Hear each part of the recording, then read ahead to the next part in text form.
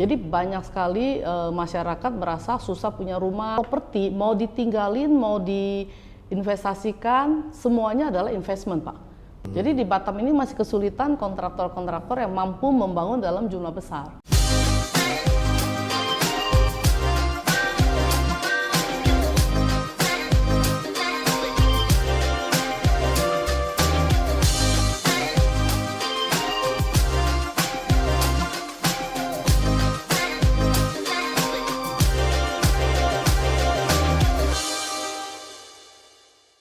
Saudara, Sentra Group adalah perusahaan properti terkemuka. Didirikan 35 tahun yang lalu oleh Bapak Mulyadi, tokoh properti dari Batam. Perusahaan ini makin berkibar dan 3 kali mendapat penghargaan secara nasional. Tamu saya hari ini adalah CEO Central Group, Ibu Prinsip Mulyadi. Apa kabar, Bu? Apa kabar, Pak? Terima kasih sudah datang ke studio saya, Bu. Thank you. Bu, ini luar biasa ya, berturut-turut Central Group mendapat penghargaan secara nasional. Tahun 2022 itu penghargaan dari Duo Award, ya Bu ya, sebagai the best property in Batam. Kemudian 2023 dari Properti Guru soal desain dan arsitektur, dan yang terbaru 2024 penghargaan dari lagi-lagi dari Infobank dan yang Ibu dapatkan. Dan ini yang luar biasa, Ibu dinobatkan sebagai Inspiring Woman Business in Property in Indonesia.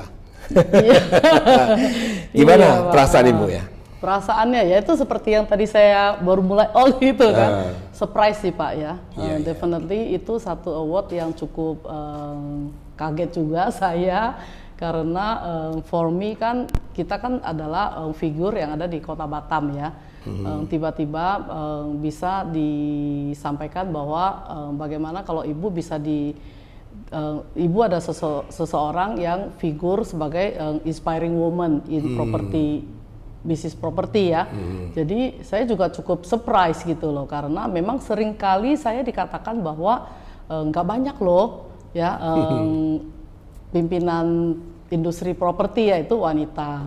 Namun saya juga merasa bahwa apa yang saya lakukan itu tuh apa adanya gitu kan, sekedar apa adanya. Jadi membedakan gender itu jarang sekali di dalam rumus saya gitu kan. Jadi ya just do whatever it is. Tapi ternyata kan dianggap sebagai suatu figur yang inspiring. Cukup itu satu hal yang istilahnya Pak bangga.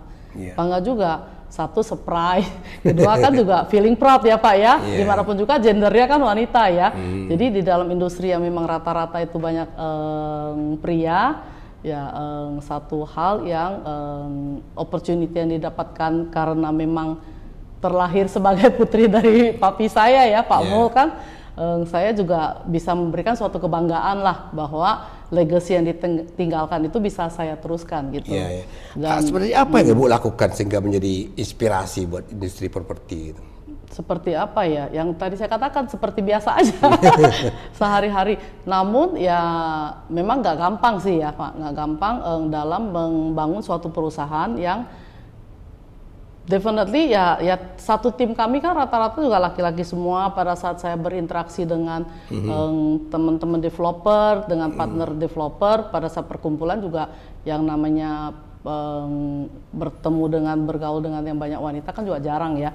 Namun inspiring itu saya pikir itu satu kebanggaan bahwa actually sebagai seorang wanita itu bisa memiliki satu kapasitas yang memimpin industri ini. Di mana Central Group kan juga dalam satu masa periode akhir-akhir ini kan mencapai pertumbuhan growth ya yang cukup signifikan, dan itu ya istilahnya ya dilakukan dengan istilah bahasanya tuh satu decision sih, apakah berani melangkah ya kan. Jadi suatu apa namanya thousand journey start by a single step gitu ya. Jadi ya memang berani melangkah dengan langkah kecil ternyata bisa mencapai suatu quantum leap. Nah itulah yang cukup surprise gitu. Ibu sudah memulai pada saat pandemi dengan melakukan launching properti di saat pandemi. Oh ya. Ya Bu ya. Ini sebenarnya ide brilian atau nekat? Ya itulah Pak, itu apa yang membedakan saya dengan wanita yang lain, nekat ya Pak. Ya. Dan itu sukses ya? Sukses. cukup surprise juga ya. Jadi suksesnya itu ya kembali lagi yang saya katakan berani melangkah, Pak.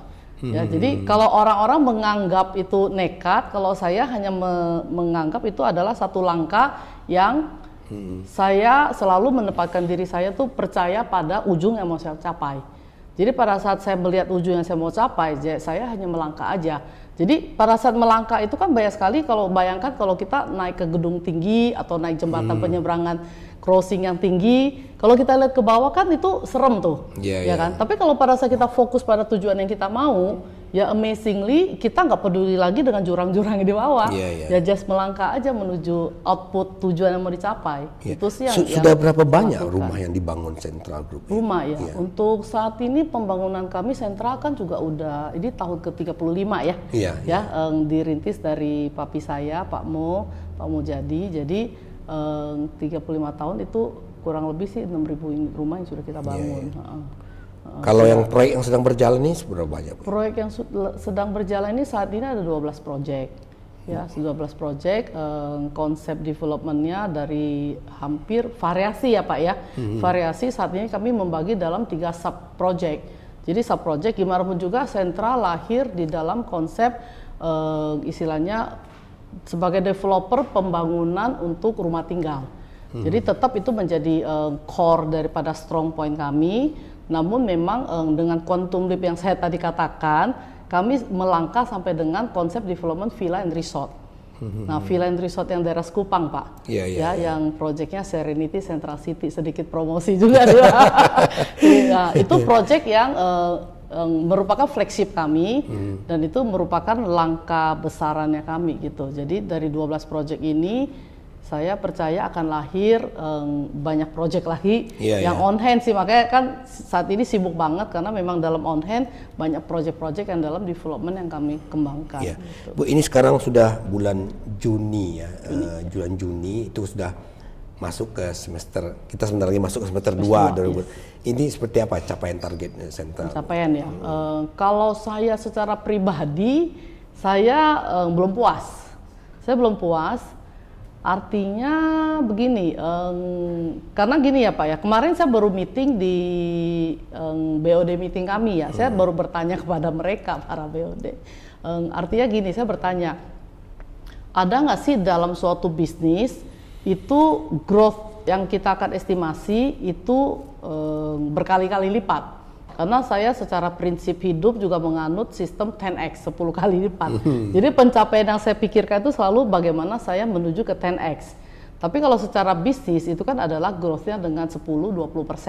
Secara statistik pengalaman kita begini, tapi kalau mengambil pengalaman kan kami juga sempat quantum leap mencapai 13,5 kali dalam proses perjalanan ya. Jadi saya selalu melihat ke situ. Namun sekarang ini pencapaian kami bisa dikatakan udah mencapai lebih daripada 20-30% sih growth kami.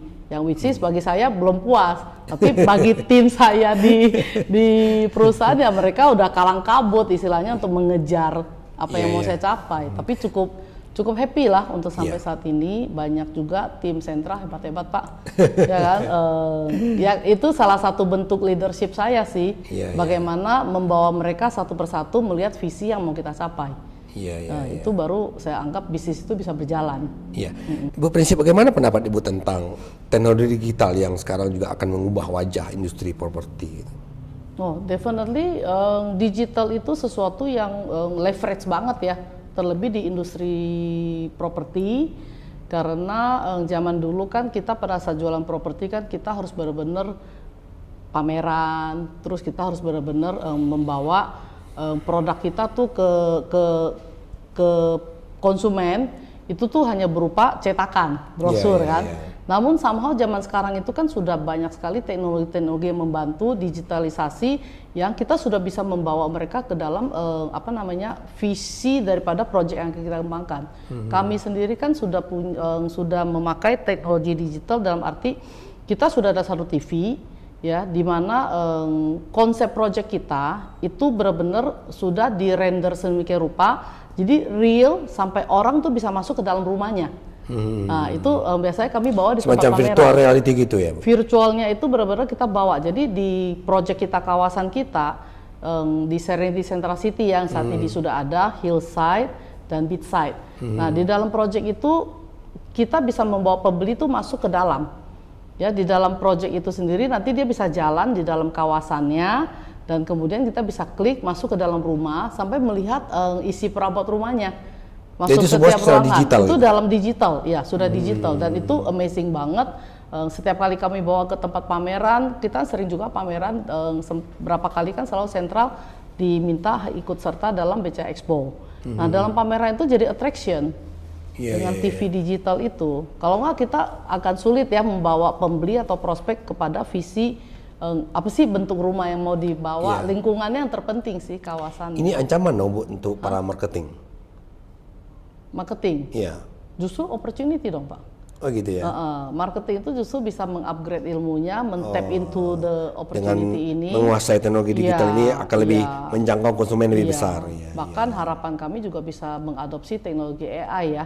Saat ini kan udah banyak sekali ya kan. Jadi memang lebih efisien sih dengan digital itu, definitely lebih efisien, kerja lebih cepat, lebih bagus. Ya mudah-mudahan suara saya bisa jadi lebih halus kan Pak, lebih setting. Saya ingin tanyakan ini Bu, Prinsip. Sentra pernah bikin pesta KPR ya, kredit kepemilikan rumah gitu. Yang gampang punya rumah. Dulu ada namanya gampang punya rumah, kini ada KPR It's Me. Apa artinya itu? Punya rumah tanpa ribet gitu Pak. Ya, seperti apa itu Bu, tanpa ribet itu ya. Jadi berawal dari pengalaman dalam kami menjual rumah, itu kami menemukan banyak sekali tuh problem-problem atau masalah yang dihadapin oleh konsumen. Para prospek itu tuh mereka kesulitan untuk mendapatkan KPR dari bank. Satu masalah terbesar adalah mereka merasa mereka tidak pantas, ya kan? Susah kalau ke bank. Bisa Bu, cara susah. Mereka selalu bilang susah. Terus ujung-ujungnya minta cicilan developer, ya kan? The case is developer itu kan kami bukan instansi perbankan, ya biar bisnis perbankan dipegang oleh perbankan, kami development. Jadi kami berusaha menjembatani tentang challenge yang daripada prospek kami. Dalam perjalanan waktu ini kami juga melihat bagaimana kami bisa meningkatkan, again yang saya pikir 10x itu Pak. Jadi kan dari porsi KPR kami yang 20%, kami langsung memikirkan bagaimana caranya kita bisa membantu lebih banyak masyarakat bisa punya rumah. Dan paling penting adalah tanpa ribet. Ya kan? Apakah bank tidak menyadari bahwa mereka sebenarnya membuat ribet untuk orang punya rumah? Gitu? Wah, actually ya Pak, bank itu udah mulai buka. Bank KPR itu mereka actually sudah sangat open. Dengan kami membuat program-program tertentu, mereka sangat support kami, karena mereka juga merasa itu tugasnya mereka Pak. Campaign KPR ISMI itu kan mestinya bank ya, karena mereka mendapatkan bisnis. Namun kami sebagai developer, kami menganggap itu kenapa kita nggak kolaborasi bersama, kerja sama-sama, dan dengan demikian paling penting adalah program KPR ISMI itu adalah informasi Pak. Jadi banyak sekali masyarakat merasa susah punya rumah, syaratnya berat, mereka belum pantas, mereka nggak, itu terjadi karena komunikasi, informasi. Jadi dengan kami melaunching campaign KPR ISMI, informasi-informasi disampaikan dengan sangat jelas, ternyata mereka menyadari, oh ternyata saya bisa gabungan gaji suami dan istri. Ya kan, kadang-kadang mereka merasa gajinya 4 juta, 5 juta nggak bisa punya rumah. Sementara bisa gabungan. Jadi Sentra juga melakukan semacam edukasi. Edukasi, definitely. Itu apalagi orang tidak banyak tahu, Ibu juga latar belakangnya di bank. Di bank. Jadi Ibu gabungkan pengetahuan di properti ini dengan bank sehingga memudahkan konsumen. Betul. Apa dampaknya Bu KPR ISMI terhadap penjualan di Sentral ya? Dampaknya ya, satu adalah pada saat kami punya term of payment itu di KPR itu rendah, pada saat kami membuat campaign itu, definitely kami mencanangkan kenaikan menjadi 60%, dampak terjadi sebagian daripada proyek kami itu di 80%. Penjualan KPR, karena kemudahan-kemudahan itu, dan konsumen menjadi terbantukan bahwa informasi-informasi dapat, dan itu kita full service. Jadi konsumen itu mereka intinya mereka menyediakan data, kita berservis sampai ke bank, sampai dengan mereka wawancara, interview dan approval. Dari pengalaman Ibu selama ini di bisnis properti, sebenarnya di Batam ini Bu, orang membeli properti itu untuk ditempati sendiri, untuk investasi atau untuk apa sebenarnya Bu ya? Gitu ya. Kalau saya melihat sih properti itu jangan dijadikan sebagai hanya tempat tinggal. Actually properti mau ditinggalin, mau diinvestasikan, semuanya adalah investment, Pak. Properti itu kan sesuatu yang sudah melekat dari tanah kan, dan itu kan value-nya akan naik terus. Tanah itu value akan naik terus. Jadi siapapun orang first time home buyer yang ingin beli rumah yang harganya mungkin 200-an juta, itu juga investment, Pak. Investment yang justru double cuan ya. Dia tinggal sendiri, nilainya bertambah terus sepanjang tahun. Apalagi belinya di Sentra Group, Pak. Kan kenaikan nilainya 30% lebih. Tapi benar ya Bu prinsip bahwa salah satu alasan orang membeli properti di Batam karena bisnis kulinernya mendukung. Apa iya Bu ya? Tergantung lokasi lagi ya, maksudnya orang senang tinggal di Batam membeli properti karena memang kota ini kaya dengan kuliner gitu. Jadi makanan apa aja ada gitu. Jadi semacam persiapan nanti kalau dia mungkin pensiun apa dia akan membeli properti di sini itu tinggal di Batam. Apa benar ya? Kebetulan kami di Sentra kan dengan development itu yang tadi saya sampaikan itu Pak, flagship project kami adalah Villa and Resort. Villa Resort ini kami banyak sekali roadshow ke kota-kota lain, contohnya seperti Jakarta, udah definitely kami punya kantor di Jakarta kan, kemudian Surabaya, Medan, Pekanbaru, dan kota-kota lainnya. Jadi dari kota-kota itu banyak sekali kami mengundang mereka untuk visit Batam. Dan luar biasa loh Pak, mereka pertama adalah mereka surprise bahwa Batam itu dahsyat banget pertumbuhannya. Ya, jadi mereka sangat suka dengan Batam. Kedua, mereka melihat culinary Batam itu tuh kaya dengan segala macam variasi ya. Dan yang paling penting seafoodnya paling fresh. Ya kan, seafoodnya fresh banget karena masih hidup ya. Jadi mereka sangat suka dan memang benar bahwa zaman sekarang banyak sekali bisnis kita pada saat kami juga pada saat memulai satu development, fokus kami adalah bagaimana caranya lokasi kami menjadi satu magnet buller dan itu definitely culinary. Ya, almost semua lokasi development kita istilahnya kita panaskan dulu kawasan kita dengan culinary gitu. Ngomong-ngomong prinsip apa sih selama ini kendala yang Ibu hadapi dalam bisnis properti ya? Kendala ya. Tantangannya apa gitu? Kendala nanti ngomong ada yang marah. Gak apa-apa supaya ini lebih baik ke depan. Iya, challenge terbesar itu saya rasa sih masih di perizinan ya Pak ya. Challenge terbesar masih perizinan. Prosesnya memang sudah sangat dimudahkan dengan semua sistem online. Namun mungkin karena juga kapasitas sentra menjual itu sangat cepat, sangat cepat. Jadi seakan-akan tuh legal kami tuh kami kejar-kejar terus. Jadi perizinan, maksudnya di internal kami dalam mengurus perizinan. Berapa cepat saya bisa jualan, berapa cepat saya bisa bangun, berapa cepat saya bisa mendevelop, berapa cepat. Jadi legal kami juga kewalahan, Bu, itu kan ada aturan main ya. Memproses suatu perizinan kan butuh melengkapi semua persyaratan, kemudian disubmit, ya kan. Secara proses sih dari government, dari pemerintah udah gampang, udah dimudahkan dengan sistem online. Tapi karena kecepatan penjualan propertinya sentra ini juga kejar-kejaran. Kejar-kejaran. Memang challenge saya di situ. Kedua adalah karena jumlahnya. Kami sekarang kesulitan mencari kontraktor partner. Jadi saat ini hampir 3.000 unit rumah yang akan kita bangun. Dan dalam proses pembangunan kan kita harus menseleksi vendor ya, kontraktor. Nah, pada saat kita proses kontraktor, sempat kami open iklan kan Pak. Open tender, dicari 100 kontraktor, bukan 100, dicari partner kontraktor untuk membangun 5.000 unit rumah. Ya, itu saya bikin iklannya di tahun lalu. Memang banyak sekali kontraktor yang masuk, tapi pada saat kami seleksi banyak yang istilahnya belum punya pengalaman. Jadi di Batam ini masih kesulitan kontraktor-kontraktor yang mampu membangun dalam jumlah besar dan cepat. Ya, dan sesuai. Jadi saat ini challenge kami adalah kapasitas kontraktor, ujungnya kontraktor kesulitannya material sih oke, kesulitannya manpower. Jadi harus tenaga kerjanya harus didatangkan dari luar Batam ya. Itu yang agak berat karena kalau kadang-kadang kita ketemu dengan mendekati Lebaran, mereka harus pulang, jadi biaya jadi mahal. Dan itu akibatnya kan bebannya masuk ke kontraktor lagi gitu. Bu, prinsipnya ini, Bu, ini kan sebentar lagi Batam akan memilih pemimpin berikutnya, wali kota selanjutnya, pilkada itu sekitar 6 bulan lagi.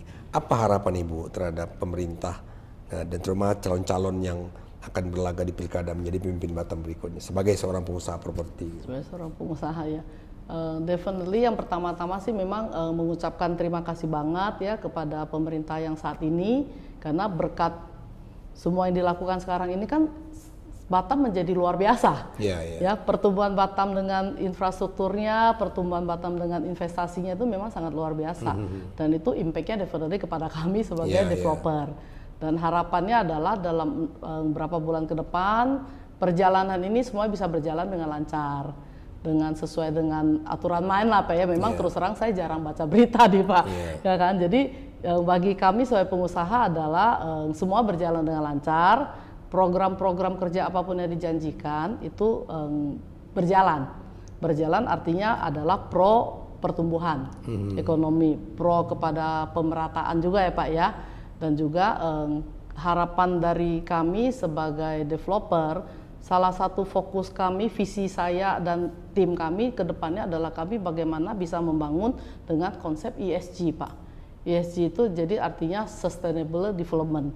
Jadi harapan kami government juga bisa membantu ke arah sana, karena gimana pun juga jangka panjangnya kita hidup di ekonomi sekarang, dunia sekarang, kita harus fokus pada masa depan. Jadi kami juga sedang konsep development kami bagaimana bisa menjadi green building, green neighborhood, bagaimana kita bisa melakukan yang namanya pengolahan sampah, pengolahan limbah, dan tenaga surya yang lebih friendly ya. Harapan development kami bisa ke sana, karena gimana pun juga kami ingin menjadi satu kontribusi untuk Kota Batam juga. Gitu. Di terakhir Ibu Prinsip, apa yang ingin Ibu sampaikan setelah Ibu dinobatkan menjadi wanita yang menginspirasi untuk khusus kaum wanita di Batam? Kaum wanita ya. Saya sih menyampaikan bahwa sebagai wanita kita harus feeling proud ya, harus bangga dengan gender kita, dan dengan kesempatan ini juga bisa mengajak ya teman-teman semua, satu kata sih, berani melangkah, berani bermimpi, karena apa yang kita lakukan definitely akan memberikan impact. Apakah impact pada diri kita, keluarga kita, maupun pada dunia. Gitu sih Pak. Demikian saudara obrolan saya dengan CEO Central Group Ibu Prinsip Mulyadi, yang baru saja mendapat penghargaan sebagai wanita yang menginspirasi dalam bisnis properti di Indonesia. Dan kalau Anda ingin tahu bagaimana perusahaan ini dibangun, silakan Anda baca kisah Pak Mulyadi dalam biografinya yang kami tayangkan secara berseri di www.socratestalk.com. Sukses selalu Bu Prinsip untuk Central Group dan Ibu sendiri. Thank you, Pak. Thank you. Dan ikuti terus Socrates Talk.